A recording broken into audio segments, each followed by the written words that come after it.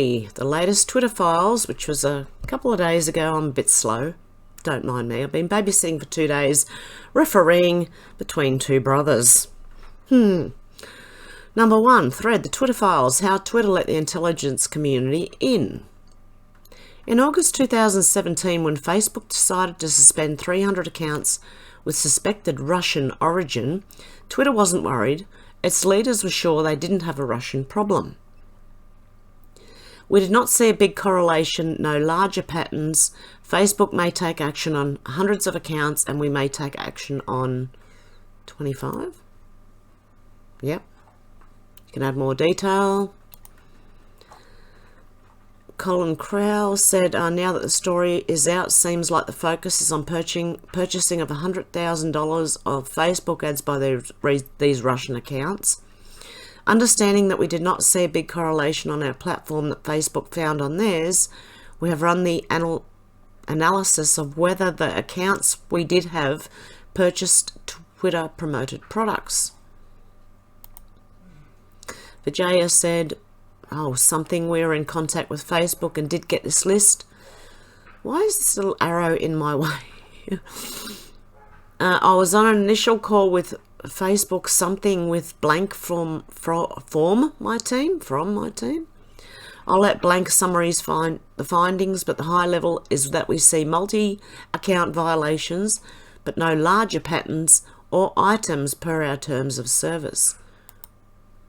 What did it say? I'm trying to get... Yes, we are... Okay, they're in contact. Keep the focus on Facebook. Twitter was so sure they had no Russia problem. Execs agreed the best PR strategy was to say nothing on record and quietly hurl reporters at Facebook. Per discussion with Policy Comms does not recommend issuing an on-the-record statement for the following reasons. 1, we can be more candid, pushing the book back to Facebook on background. 2, issuing a statement brings us closer to Facebook, their vulnerabilities on this issue, and the follow-up stories on Russia.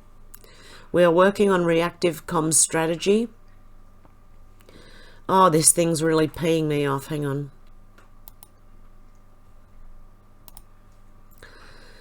Our initial sense is nothing or at most a sentence on the record, so we keep the focus on Facebook. Primarily, work will be off the record and background, working as fast as we can given the short notice, but we'll try and share material ASAP. Twitter is not the focus of inquiry into Russian election meddling right now. The spotlight is on Facebook, wrote Public Policy VP Colin Crowell.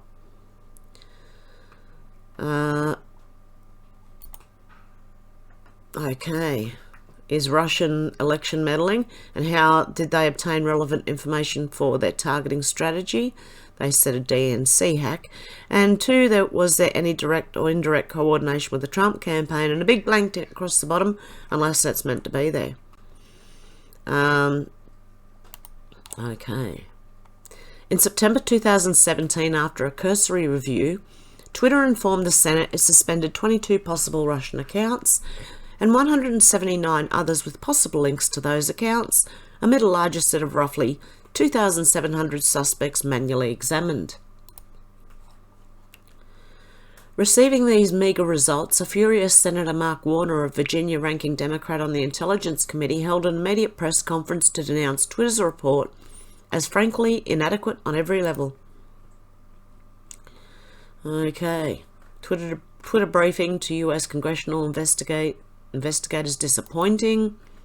Senator Blast's Twitter presentation on Russia influence was inadequate on every level. There's no point me reading this because they're telling us here. Irony mused Crowell the day after Warner's presser after receiving an e-circular from Warner's re-election campaign asking for $5 or whatever you can spare. Lol, replied General Counsel Sean Edgett. Keep producing material. After meeting with congressional leaders, Crowell wrote, Warner has a political incentive to keep this issue at the top of the news, maintain pressure on us and the rest of the industry to keep producing material for them. Okay. So, hang on, what's this? Democrats also taking cues from Hillary Clinton, who in her What Happened book tour is pointedly talking about the role of Russia propaganda and dirty tricks that were pushed through social media had in her demise. She has specifically called out Facebook and other social media for not doing enough to address state-sponsored mischief in the election. Okay, so Hillary is questioning it, is she? Okay. We knew that our biggest vulnerability was that our teams are addressing and solving the malicious bot misinformation problems of 2017 and beyond, but Warner and the Intel committees are singularly focused on what transpired in 2016, and we simply don't have a lot of data or conclusions to share with them on that front currently, so they didn't have enough. Okay. Taking their cues from Hillary. See, I knew I shouldn't have read it. Crowell added Dems were taking cues from Hillary, who's that week said it's time for Twitter to stop dragging its heels and live up to the fact its platform is being used as a tool for cyber warfare. Sorry, and I did say that. And what's this one? Hillary Clinton accuses Facebook, Twitter, and Google of enabling Russian agents. That was their excuse for censoring patriots. In growing anxiety over its PR problem, Twitter formed a Russia task force to proactively self-investigate. Oh dear God. The Russia task force started mainly with data shared from counterparts at Facebook, centered around accounts supposedly tied to Russia's Internet Research Agency, the IRA. Oh really? But the search for Russia perfidy was a dud. Okay. They have a list of suspicious advertising content, a lot of benign content, need to further investigate. Models built that produce lists of tweets, around 8,000 around election content, and a further 7,000 with potential lists of accounts with Russia links. Deep analysis required before determining if connection between lists and Russia. Group will do manual reviews with legal comms around next phase to align or approach a narrow down list to confirm connections and quantify. October the 13th, 2017, no evidence of a coordinated approach. All of the accounts seem to be lone wolf type activity, different timing, spending, targeting, 10,000 in ad spend. There you go. October the 18th, 2017, first round of RU investigation, 15 high-risk accounts, 3 of which have connections with Russia, although 2 are RT. Russia Today. October the 20th, 2017, built new version of the model that has lower precision but higher recall, which allows it to catch more items. We aren't seeing substantially more suspicious accounts. We expect to find 20 with a small amount of spend. Minus 20? I don't know what this means here. If anyone knows what it means, you can let me know. October the 23rd, 2017, finished with investigation, 2,500 full manual account reviews. We think this is exhaustive. 32 suspicious accounts, and only 17 of those are connected with Russia. Only 2 of those have significant spend, one of which is Russia Today. Remaining 10,000 in spend. Twitter's search finding only 2 significant accounts, of which is Russia Today, one of which, was based on the same data that later inspired panic headlines like Russian influence reached 126 million through Facebook alone. No, it didn't. The failure of the Russia task force to produce material worsened the company's PR crisis. In the weeks after Warner's presser, a torrent of stories sourced to the Intel committee poured into the news, an example being Politico's October the 13th Twitter deleted data, potentially crucial to Russia probes.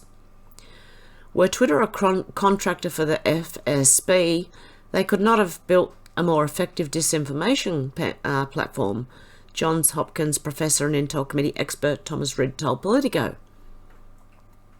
As Congress threatened costly legislation and Twitter began was subject to more bad press, fueled by the committees, the company changed its tune about the smallness of its Russia problem.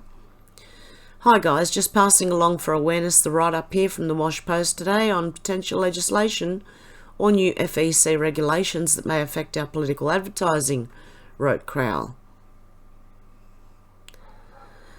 Hi guys, just passing along for awareness. The write-up here from... I'm sure I just read that. I did. In Washington, weeks after the first briefing, Twitter leaders were told by Senate staff that Sen Warner feels like tech industry was in denial for months, added an Intel staffer, big interest in Politico article about deleted accounts. Friendly meeting with the COS, said Senator Warner, most focused on finding answers, doesn't have anything against the tech industry generally or Twitter in particular, says Warner feels like tech industry was in denial. Okay. Big interest from the Politico. Okay. I think I've just pretty much read. Twitter pledged to work with them on their desire to legislate. Knowing that our ads policy and product changes are an effort to anticipate congressional oversight, I wanted to share some relevant highlights of the legislation Senators Warner, Klobuchar and McCain will be introducing, wrote Policy Director Carlos, I don't know how to say that, Monge, soon after. I just read the Honest Act. Yeah, right. The committees appear to have leaked, even as Twitter prepared to change its ads policy and remove RT and Sputnik to placate Washington. Congress turned the heat up more, apparently leaking the larger base list of 2,700 accounts. Okay. Reporters from all over started to call Twitter about Russia links. BuzzFeed, working with the University of Sheffield, claimed to find a new network on Twitter that had close connections to Russian-linked bot accounts. We've had a below request from BuzzFeed in the UK. Can we run an analysis? Oh, here we go. Oh, the UK getting into it too. I'm sure Australia, don't you worry, and Canada and all of us, all of our idiots are in there. We've been working with some researchers at the University of Sheffield, UK, to look at some of the tweets from the list of accounts submitted by Twitter to the US Congress in connection with its Russian electoral interference probe. I'm sure there have been. It will only embolden them. Twitter internally did not want to endorse the BuzzFeed Sheffield findings. I put those two together then. These are definitely bad accounts based on their phone carriers. They have signs of being connected to Russia once we've settled on a press strategy. We can and should suspend them all, but they almost were all principally active in Germany, and while before that some were active in English around Brexit rather than related to the US election, there's no especially clear sign they're necessarily IRA linked. I think we need to get in at their questions by emphasising the limited scope. Of the 2,700 accounts, we specifically identified the Congress in the context of IRA accounts involved in the US election. We also reported to Congress on thousands more Russia-linked accounts, which we couldn't deterministically say were IRA-linked, and therefore in the interest of protecting the privacy of users, until we're very confident they are IRA-linked bad actors. We didn't disclose all the handles as we found as part of our review. I'll refer not to ask reporters at BuzzFeed for their methodology. It will only embolden them and indirectly undermines credibility. Oh, okay, I'm going to have to do it again. An authority of our own approach. Furthermore, they will chart the correspondence in their follow-up. Example, Twitter asked for our methodology, which has resulted in more suspensions. This calls into question the effectiveness of their own tools. Okay. Senate Intel Committee is asking, possible to whip something together? Still, when the BuzzFeed piece came out, the Senate asked for a write-up of what happened. Twitter was soon apologising for the same accounts they'd initially told the Senate were not a problem. Reports now know this is a model that works. This cycle threatened legislation wedded to scare headlines, pushed by congressional intel sources, followed by Twitter caving to moderation asks, would later be formalised in partnerships with federal law enforcement. Wow. This is quite interesting. Twitter soon settled on its future posture. In public, it removed content at our sole discretion. Privately, they would offboard anything identified by the US intelligence community as a state-sponsored entity conducting cyber operations. Twitter let the USIC into its moderation process. It would not leave, wrote Crowell in an email to the company's leaders. We will not be reverting to the status quo. Okay, and I think there is another thread somewhere, because there was one about Schiff. So one sec while I find that. Okay, so I found another one I missed. Thread, the Twitter files, Twitter and the FBI belly button. Okay. By 2020, Twitter was struggling with the problem of public and private agencies bypassing them, going straight to the media with a list of suspected accounts, or suspect accounts. In February 2020, as COVID broke out, the Global Engagement Centre, a fledgling analytic intelligence arm of the State Department, went to the media with a report called Russian Disinformation Apparatus Taking Advantage of Coronavirus Concerns. I'm sure they did. The GEC flagged accounts as Russian personas and proxies based on criteria like describing the coronavirus as an engineered bioweapon, blaming research conducted at the Wuhan Institute, and attributing the appearance of the virus to the CIA. State also flagged accounts that retweeted news that Twitter banned the populist US Zero Hedge, claiming the episode led to another flurry of disinformation narratives. Zero Hedge had done reports speculating the virus had lab origin. The GEC still led directly to news stories like the AFP's headline, Russia-linked disinformation campaign led to coronavirus alarm, US says, and a Politico story about how Russian, Chinese, Iranian disinformation narratives echoed one another. Oh, so now what were we? We were Russian, Iranian, disinformation. Okay. You haven't made a Russia attribution in some time. When Clemson's Media Forensics Hub complained Twitter hadn't made a Russia attribution in some time, Trust and Safety Chief Yoel Roth said it was revelatory of their motives. We're happy to work directly with you on this instead of NBC. Roth tried in vain to convince outsider research like the Clemson Lab to check with them before pushing stories about foreign interference to media. Oh dear. Okay, so we got that.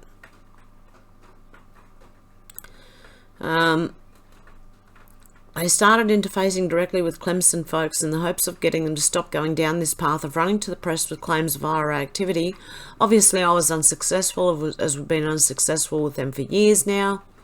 Happy for whoever to manage this, but I do think direct outreach to them saying something like, hey, we heard from a reporter that you say you found the IRA, as we've said a bunch of times, we're still happy to work directly with you, instead of via NBC. Twitter was also trying to reduce the number of agencies with access to Roth. If these folks are like House Homeland Committee and DHS, once we've given them a direct contract with Yoel, they'll want to come back to him again and again, said Policy Director Carlos. When the State Department GEC remembered this was 2020, during the Trump administration, wanted to publicise a list of 5,500 accounts it claimed would amplify Chinese propaganda and disinformation about COVID, Twitter analysts were beside themselves. The GEC report appeared based on DHS data circulated earlier that week and included accounts that followed 2 or more Chinese diplomatic accounts. They reportedly ended up with a list of nearly 2,500 names long and included Canadian officials and a CNN account. Well, there you go. I'm assuming that the policy comms folk on their side haven't reviewed the list line by line, so curious how they react if told their analytics colleagues had included the Canadian military and CNN. A State Department spokesman told CNN the GEC provided Twitter with a small sample of the overall data set that included nearly 250,000 accounts, adding it was not surprising there were authentic accounts in any sample. Oh my goodness, I can't even guess what that... If there's a roundup... I don't know, hang on one sec. Here's a roundup of coverage and some notable tweets thus far. I also expect a separate or updated Bloomberg story and possibly a piece from the Associated Press, who I spoke with earlier. Overall, pretty straightforward coverage. The pointed headline is to be expected from CNN. And there more. Hi Nick, this is the transmission information from State. We're providing these 5,500 accounts that display inorganic behaviour and follow 2 or more of the 36 Chinese diplomatic Twitter accounts that we have identified in the report. Due to the fact that these accounts follow 2 or more of these diplomatic accounts, and a good portion of them are newly created, we believe they are suspicious. This is shared for your situational awareness and no action is requested. Per our call, we stand by for any communications you'd like to pass related to our special envoy, and also ready should you request an additional call to discuss the report or data. They flagged on yesterday's call that this report will be a major focus of the special envoy's briefing. Roth saw GEC's move as an attempt by the GEC to use intel from other agencies to insert themselves into the content moderation club that included Twitter, Facebook, the FBI, DHS and others. An attempt to insert them. Well, they certainly did insert themselves, didn't they? The GEC was soon agreeing to loop in Twitter before going public, but they were using a technique that had boxed in Twitter before. The delta between when they share material and when they go to the press continues to be problematic, one wrote. Wrote one comms official. Okay, so this just shows that seeing the GEC piece, our info ops, REC and future labelling is interconnected. I think we need to be mindful of the larger picture. Agree with Blank that something a little more detached to direct may be helpful. So they're aware we're going over the data rigorously by our own internal standards and not half-baked to meet their media cycle. The delta between when they share material and go to press continues to be problematic. We've primed the media to be curious and inquisitive of this dynamic too. Well, the media weren't, were they? Really? I don't know. The episode led to a rare public disagreement between Twitter and state officials. It makes sense to push back on GEC participation in this forum. When the FBI informed Twitter the GEC wanted to be included in the regular industry call between companies like Twitter and Facebook, the DHS and FBI Twitter leaders balked at first.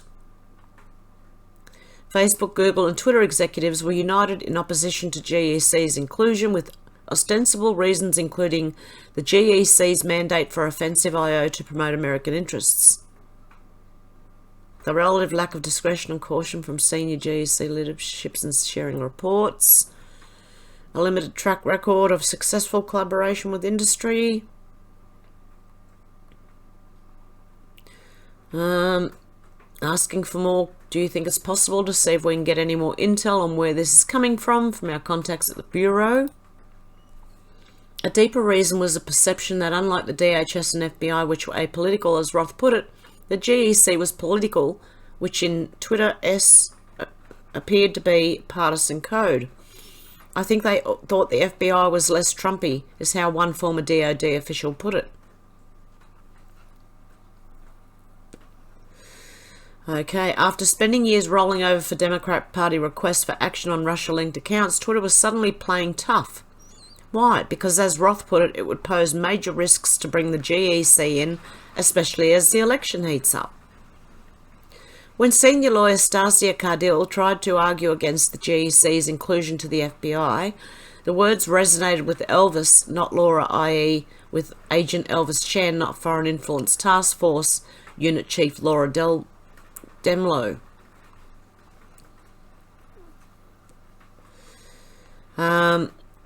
The state also flagged that with the Google disclosure of Chinese APT targeting campaigns, we may receive outreach from other USG agencies. We should just deflect in saying we're working closely with the FBI. Eventually, the FBI argued first to Facebook for a compromise solution. Other USG agencies could participate in the industry calls, but the FBI and DHS would act as sole conduits. Roth reached out to Chan with concerns about letting the press-happy GEC in, expressing hope they could keep the circle of trust small. State, NSA and CIA, Chan reassured him it would be a one-way channel, and State, GEC, NSA and CIA have expressed interest in being allowed on in listen mode only. But Belly button. We can give you everything we're seeing from the FBI and USIC agencies, Chan explained, but the DHS agency, CISA, will know what's going on in each state. He went on to ask if industry could rely on the FBI to be the belly button of the USG. Great. So they connect everything. They eventually settled on an industry call via Signal. In an impressive display of operational security, Chan circulated private numbers of each company's chief moderation officer and a Word doc marked Signal phone numbers, subject line list of numbers. Twitter was taking requests from every conceivable government body, beginning with the Senate Intel Committee, SSCI, which seemed to need reassurance Twitter was taking FBI direction. Execs rushed to tell Team SSCI they zapped 5 accounts on an FBI tip. Requests arrived and were escalated from all over, from the Treasury, the NSA, virtually every state, the HHS, from the FBI and DHS, and more. They got in. They also received an astonishing variety of requests from officials asking for individuals they didn't like to be banned. Here, the Office for Democrat and House Intel Committee Chief Adam Schiff asked Twitter to ban journalist Paul Sperry because it's related to a QAnon, because he didn't like them. We don't do this. Even Twitter declined to honour Schiff's request at the time. Sperry was later suspended, however. We don't do this, we don't do this, we don't do this. Twitter honoured almost everyone else's request, even those from GEC, including a decision to ban accounts like Rebel Protest and Bricks Media, because GEC identified them as GRU-controlled and linked to the Russian government, respectively. The GEC requests were what a former CIA staffer working at Twitter was referring to when he said, "Our window on that is closing," meaning the days when Twitter could say no to serious requests were over. Remember the 2017 internal guidance in which Twitter decided to move any user identified by the US intelligence community as a state-sponsored entity committing cyber operations? By 2020, such identifications came in bulk. USIC requests often simply began "we assess" and then provided lists, sometimes in separate Excel docs, they believed were connected to Russia's Internet Research Agency and committing cyber ops from Africa to South America to the US. There's a lot of people in there. See if there's anyone you know. Take a screenshot, quick. Okay. One brief report sent right after Russia's invasion of Ukraine early last year flagged major Russia outlets like Vedomosti and Gazeta RU. Note the language about state actors fits Twitter's internal guidance. Of course it does. Some reports were just a paragraph long and said things like the attached email accounts were possibly used for influence operation, social media collection, or social engineering.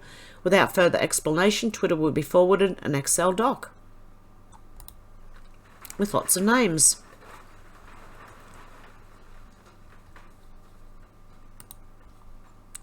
They were even warned about publicly surrounding a book by a former Ukraine prosecutor, Viktor Shokin, who alleged corruption by the US government, specifically Joe Biden. Okay, so yep, develop potential investigative leads that cannot be used in connection with any foreign domestic court proceedings or for any other legal, judicial, or administrative purposes, because they reckon it's connected. By the weeks before the election in 2020, Twitter was so confused by the various streams of incoming requests, staffers had to ask the FBI which was which.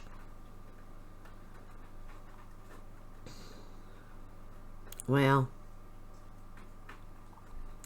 I apologise in advance for your workload. Requests pour in from FBI offices all over the country, day after day, hour after hour. If Twitter didn't act quickly, questions came. Was action taken? Any movement? My goodness. Wrote Senior Attorney Stasia Cardil, my inbox is really effed up at this point. It all led to the situation described by Schellenberger MD for 2 weeks ago, in which Twitter was paid $3,415,323, essentially for being an overwhelmed subcontractor. Twitter wasn't just paid for the amount of work they did for the government, they were underpaid. and then there will be more. Okay, there is. Gotta go back and see if there's any more. Okay, no, that looks like that's it for the Twitter files so far, but there is more coming, and I believe there's a whole lot coming. I think Elon has just asked if one sec, I'll get the exact tweet. Okay, Matt Wallace said Elon Musk is calling for the Epstein client list to be released. Do you agree with him? And I said yes, I do. 3 times. Elon Musk revealing everything on YouTube. Okay, God bless Elon Musk. Everyone is innocent until proven guilty in a court of law. Just let me find out who this is. Who is it? On YouTube, someone on YouTube. Elon Musk. Oh. Matt Wallace, millionaire.